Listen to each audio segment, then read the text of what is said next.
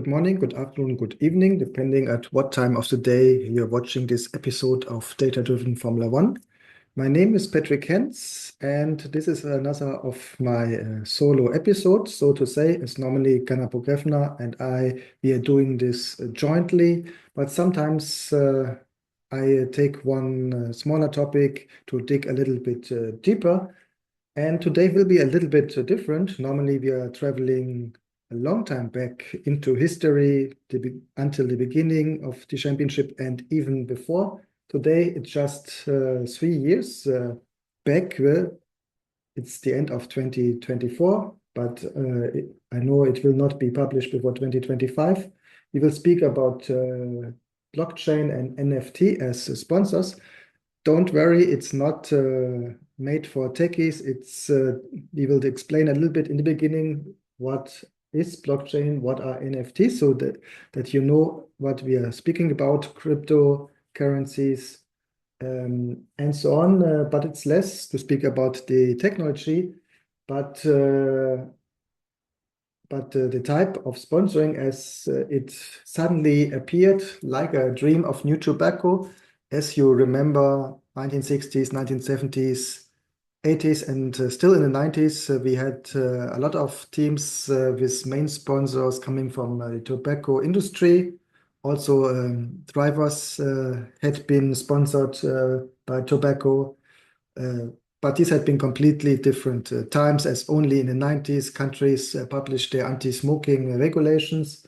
And I remember still in the 80s, it was quite common that Formula One drivers not only had tobacco sponsoring, but they had been smoking themselves. But as this disappeared due to regulations, a new kind of companies stepped up, becoming sponsors. And in 2022, we had the phenomena to have blockchain, NFT, cryptocurrency suddenly appearing on the car liveries. This episode today is based on an article which I wrote back in 2022. So now let's, already 2-3 years after, let's also analyze what still survived. Was it just a bubble or a general sustainable change?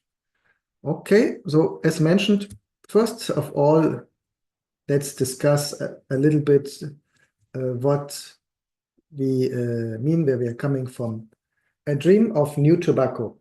Direct tobacco sponsorship began in the 1970s and was a major source of funding for Formula One teams until the early 2000s. Even in 2022, indirect tobacco advertising should be seen on car liveries. However, the era when big tobacco dominated the sports branding was over. In 2022, blockchain, cryptocurrency, and NFT companies emerged as potential new tobacco in terms of influence and sponsorship potential. This reminds me, if you're listening to an audio-only podcast, it's recorded with video, meaning we want always to show you images, photos, so that you see what we are talking about. It's not directly we show you big videos, but yes, we show you images, photos, also sometimes graphics, data. So have this a little bit more multimedia. And this you find on YouTube Music, and Spotify.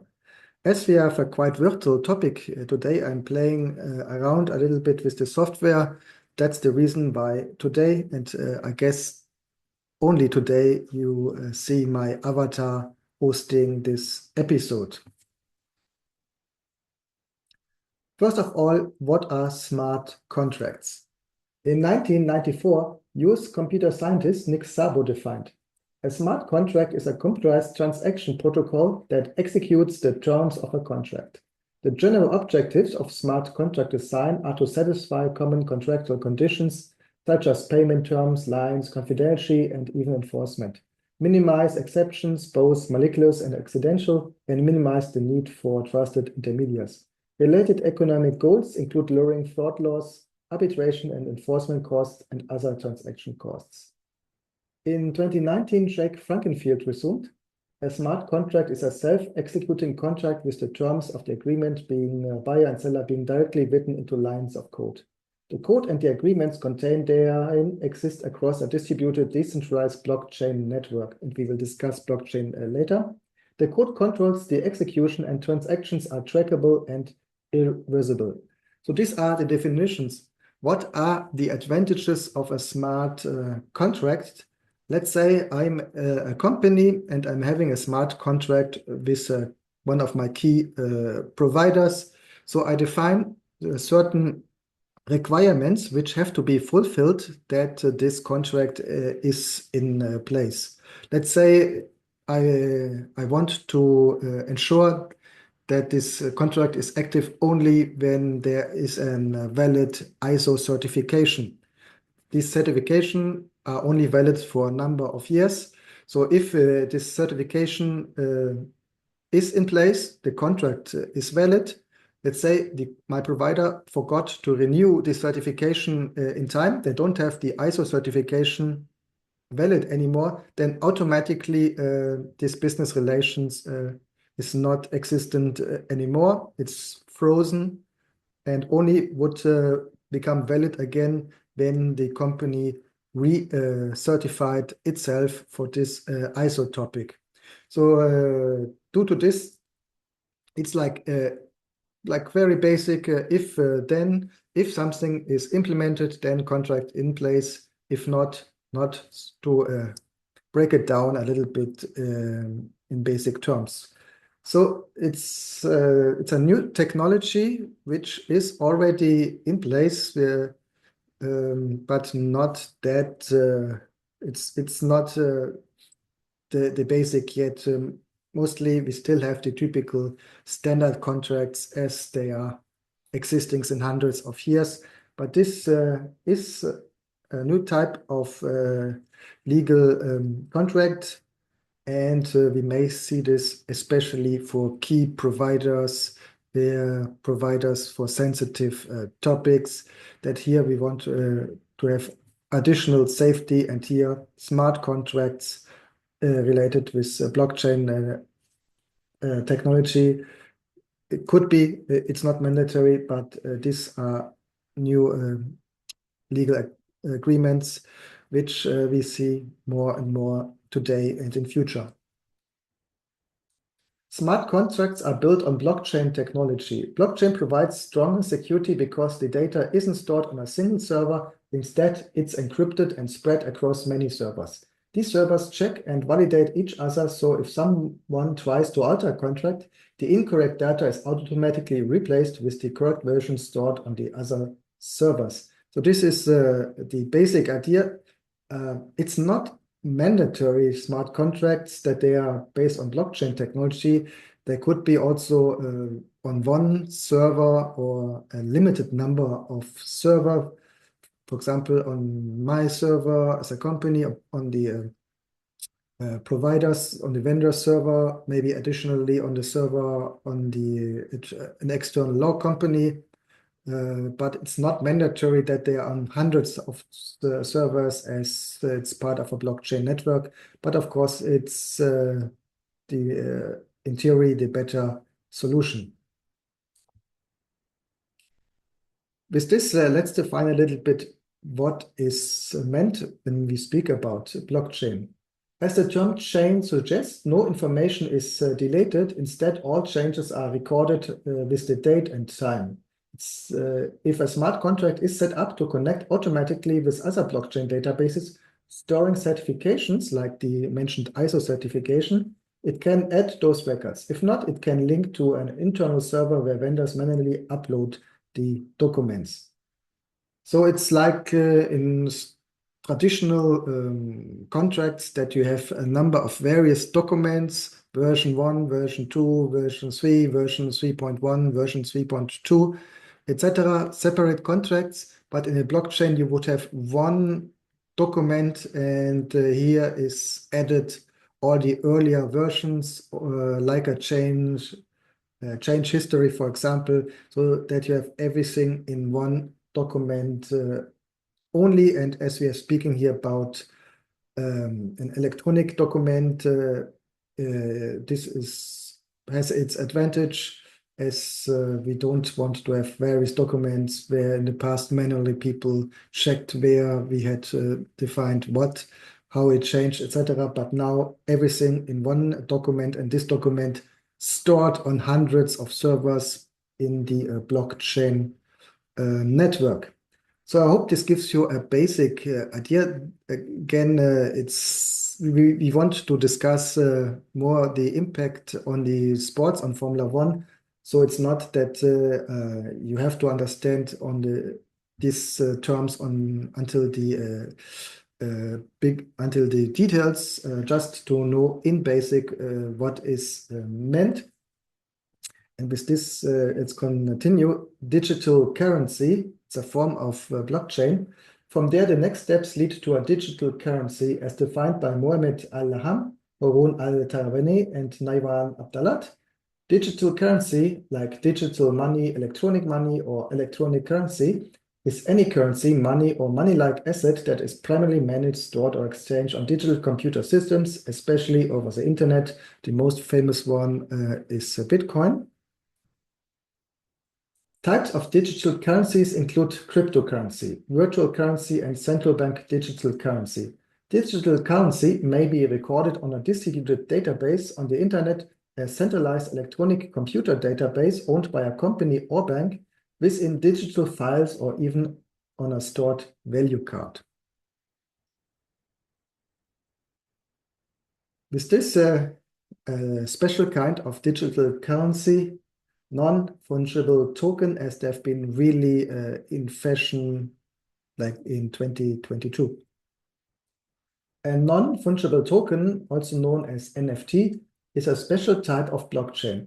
It acts like a certificate for digital, physical, or mixed objects. The data is stored on the blockchain, which allows ownership and transactions to be verified by a global network of independent servers. Unlike regular cryptocurrencies, NFTs are unique, ensuring that the object they represent is one of a kind. Today, NFTs are mainly used to prove ownership of digital items such as images, videos, or even virtual models.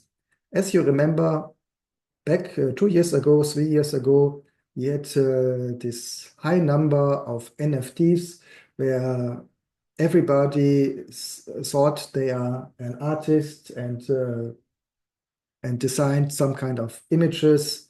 Maybe you remember the various apes. So we're speaking about GIFs, digital images, and people thought this is a way, for example, to collect them like digital trading cards, or some of them even thought this is something I buy today, similar than physical art like paintings, sculptures, as type of investment. So this was the idea.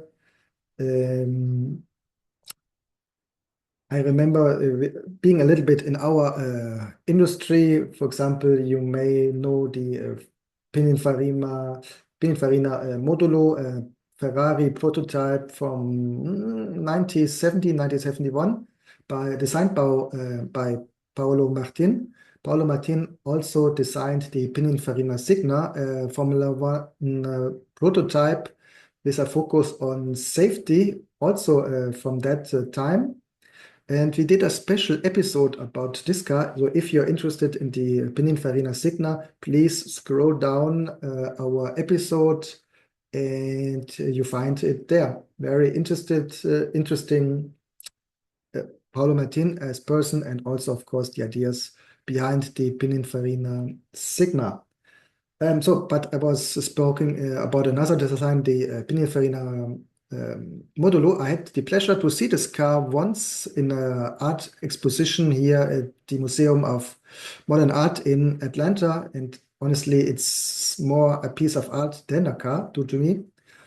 So this is a unique car, and like 2 years ago, Pininfarina sold, I think, 5 digital versions of this car, like a digital model, which you would theoretically be able to use in a metaverse, a virtual reality platform, or if possible, you could maybe include it into a racing game, if there would be a racing game where you can include this kind of 3D models. which you could buy, which is so interesting because NFTs are unique normally, but here they sold five of them in opposite to the physical car, which was really unique. So you can buy them, could buy this NFT, including the car, but also it was not only the virtual car. You also had been invited to the Pininfarina factory, the plant. Also, you had, I think, a meeting with the CEO explaining you the Pininfarina Museum, etc. So it was a package what you got together with physical images, reprints of the modulo. So this was one usage for NFTs. Also, Alfa Romeo is using this technology for its actual tonale. This with the idea each car is unique, not only the car itself, but also its mileage, for example, its kilometers, its status.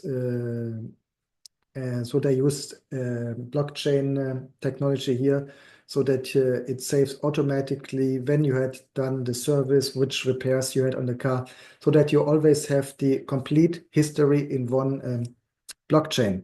So yes, they are useful use cases. I mean, the big hype around NFTs as art, as connected with virtual art, I think this is over because I think too many artists who maybe not had really the skill to do something that uniquely that somebody would spend money for tried to use this technology to sell this creations, sometimes creations done by an diffusion virtual AI art creator. So really not something you would spend money on as an investor or somebody who appreciates art. So I think this killed a little bit this use case, but I think besides this, for example, connecting a car which is unique to due to status, etc. This blockchain makes much sense also to avoid fraud. Okay, well, let's dive finally in to Formula One, speaking a little bit about our beloved sport. First, McLaren. The McLaren team took a step forward in 2022 by launching the McLaren Racing Collective, a digital platform where fans can buy and collect McLaren Racing digital items as non-fungible tokens, as we just discussed, NFTs. The platform aimed to become the main way for fans to connect directly with the team. Some NFTs would be free, while others would need to be purchased, similar to a traditional sticker album, like the famous Panini stickers from football or soccer, as you would call it in the US. Fans who complete specific collections could also win special rewards, such as exclusive trips to visit McLaren during the weekends. So this is what they implemented 2022 based on the technology by Tezos, which was also one of their sponsors.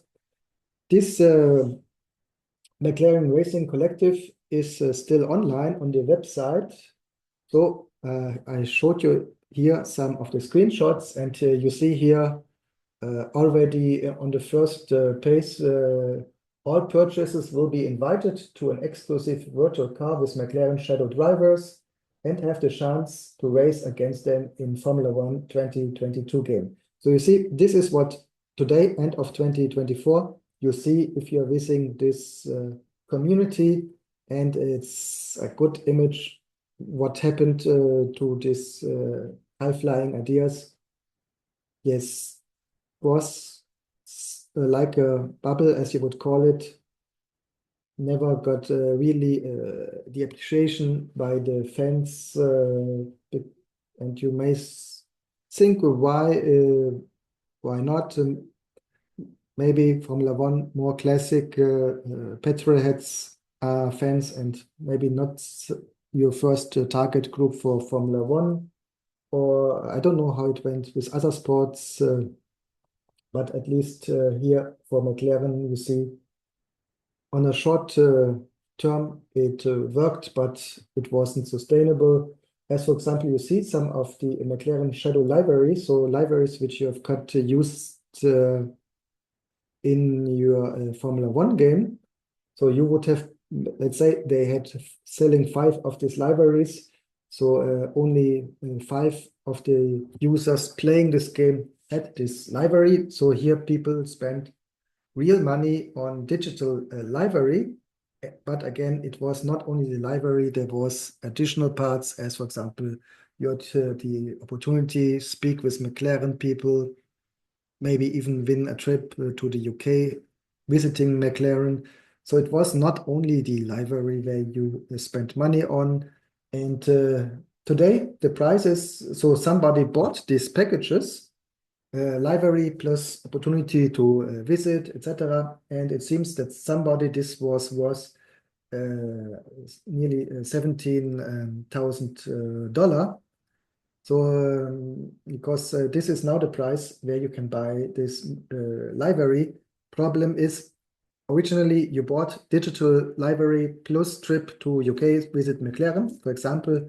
But now maybe the person visited McLaren, so now it's really only left is the library. Similar as, let's say, you buy an iPhone, just an example, you get the iPhone plus the package. After 3 years, iPhone is not working anymore, but you still have the package and you want to sell the package. But I think most people wouldn't spend the same money on the package, maybe package alone or package with a not working iPhone, then you spend for the new iPhone plus the package.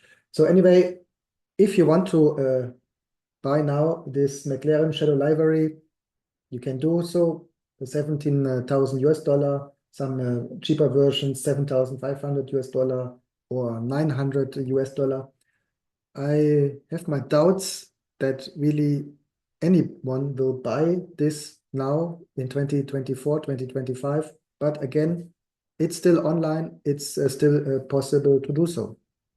So this is how McLaren wanted to use NFT to be in a better contact to with the fans, to offer them more benefits if they are interested, if they had the budget. But on the long run, this seems that it was not that well perceived by the McLaren fans. Aston Martin. Jefferson Slack, Managing Director of Commercial Marketing for the Aston Martin Cognizant Formula One team, highlighted how NFTs offer a new way to connect with fans through innovative storytelling, similar to the evolution of sticker albums. Frédéric Vasseur, at that time team principal and CEO of Alfa Romeo Racing All-in, also recognized the value of fan tokens in building a direct connection with the fans. So really, there had been high hopes in sports, not only Formula One, practically in all sports, mostly in the US, I would assume, as here the hype related NFTs was higher than maybe in other countries. So we had really all teams, exception of one, which had crypto sponsors in 2022. Let's go through the teams. Oracle Red Bull Racing, they had Tezos and Bybit. And I will explain you what are these companies in just a second.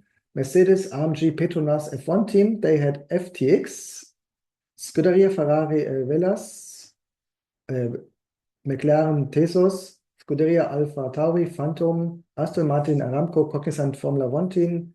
They had Crypto.com and Socios.com, BVT, Alpine F1 team, Binance, Alfa Romeo F1 team All-in, Everdam, Floki, Socios.com, and Volt. And only exception had been the MoneyGram Haas Formula One team without any kind of crypto sponsors in 2022. So what is behind these various companies? Binance is the largest cryptocurrency exchange by trading volume, so like the Wall Street of crypto. Bybit is also a crypto trading platform. Here you can buy, sell, trade BTC, altcoins, NFTs, so the typical cryptocurrencies, and also NFTs like digital images, sounds, music also would be possible. I mean, even the very first tweet had been sold by the former Twitter owner and CEO. Crypto.com is a cryptocurrency exchange company based in Singapore that offers various financial services, including an app and exchange. So another cryptocurrency platform. Now, Everdome, based in a digital imagined future Martian civilization, Everdome creates a unique metaverse environment fostering creativity, exploration, and community. Metaverse also was one of the buzz technologies in 2022. Also here, I think we had an overhype, and that's why the interest in the metaverse went down already 1 year after, even if the technology is still in use, but maybe a little bit less at the moment for consumers, but for company usage, as you can be, for example, be in a virtual metaverse with your colleagues on the other side of the planet and discussing a digital twin in this environment. Phantom is a highly scalable blockchain platform for DeFi, crypto dApps, and enterprise application. Floki powers the Valhalla NFT metaverse, Floki Finance, and more. FTX, and we will come to this in a second, was the third largest digital currency exchange, boasting an active trading of around $10 billion and a valuation of $32 billion at its peak. Socios.com is a blockchain-based platform for sports and entertainment organizations to monetize their fan bases. So similar to Tezos and McLaren, what I showed you. Tezos is an open source platform for assets and applications backed by a global community of validators, researchers, and builders. Vault, lend, borrow, and trade with Bitcoin, Ethereum, another cryptocurrency, the same as Theta, and other major cryptocurrencies. Velas is the world's fastest blockchain and ecosystem for smart contracts and dApps. Crypto Valley top 23 blockchain firm in 2022.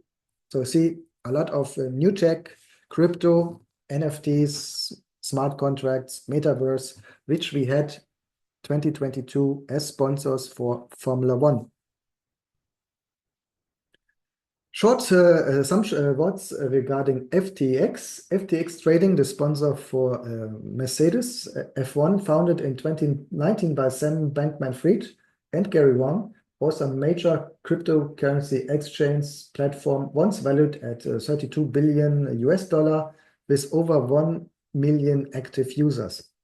Headquartered in the Bahamas, which is a tax haven country. So if you see a financial platform based on Bahamas, already red flag. It collapsed in November 2022 after revelations of fraud, misuse of client funds, and risky intercompany dealings. Rival Binance, I don't know how you spell it, sponsor for the Alpine team, initially considered acquiring FTX, but withdrew due to its financial concerns. Unable to meet withdrawal demands, FTX filed for Chapter 111 bankruptcy. Founder Bankman-Fried was arrested for financial crimes in December 2022. The company is now led by John J. Ray III, focusing on recovering funds for creditors.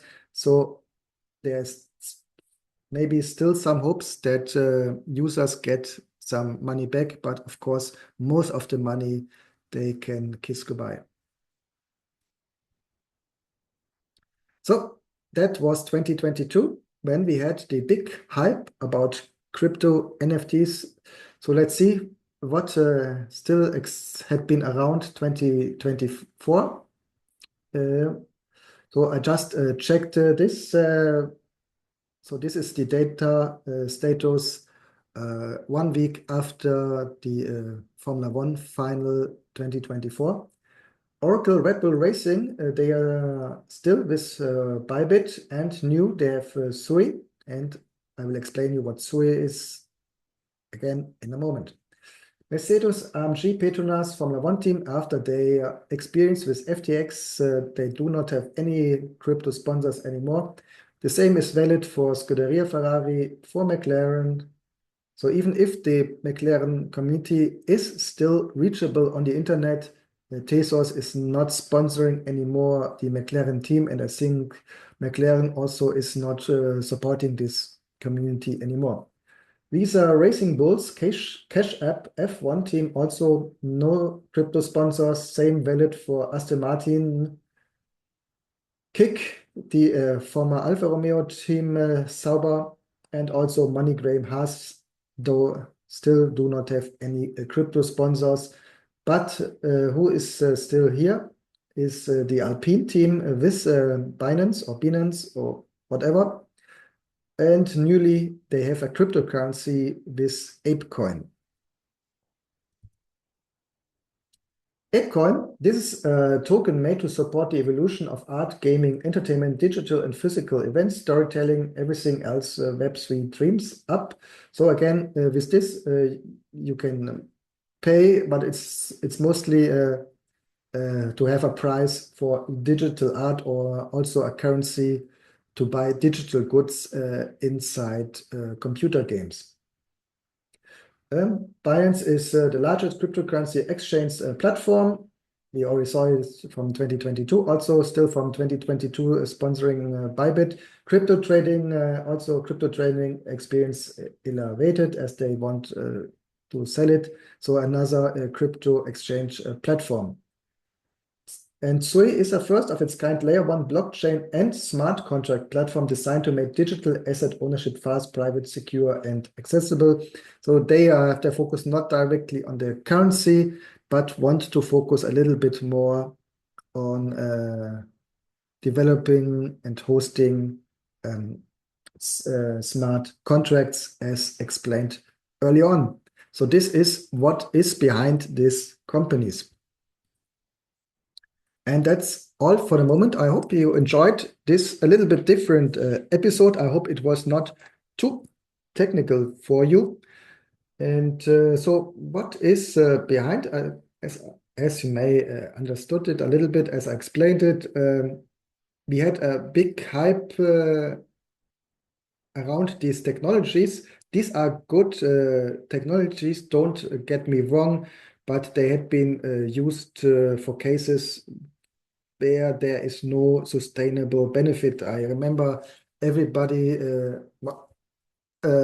created basic GIF graphics.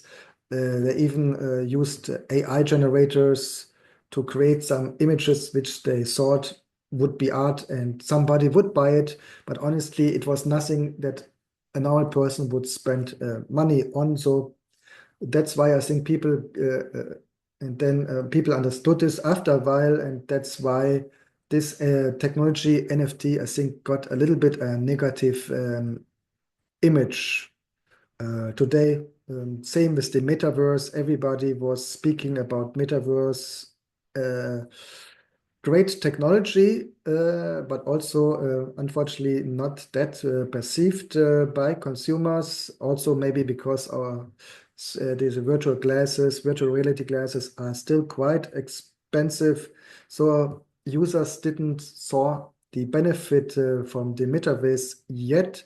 But I think this will change in the future, and especially companies use this as, for example, you may design your new equipment, your new machinery in a CAD program. And before you create the first physical prototype, you want to discuss this maybe in a virtual reality platform so that you can see the new equipment from the outside and you can even be inside the new equipment. So metaverse, especially on the industrial sector, is already on the rise, and then maybe it will go back also as a consumer application. But with the games, for example, like Roblox, we have practically metaverse-like games which are very well perceived, especially by Generation Z and the younger Generation Alpha, who grow up as digital natives. But again, that's all. I hope you really like it. If yes, please subscribe. Please give this episode a like, and see you next time, maybe again with Kanapo Grefner. Bye bye.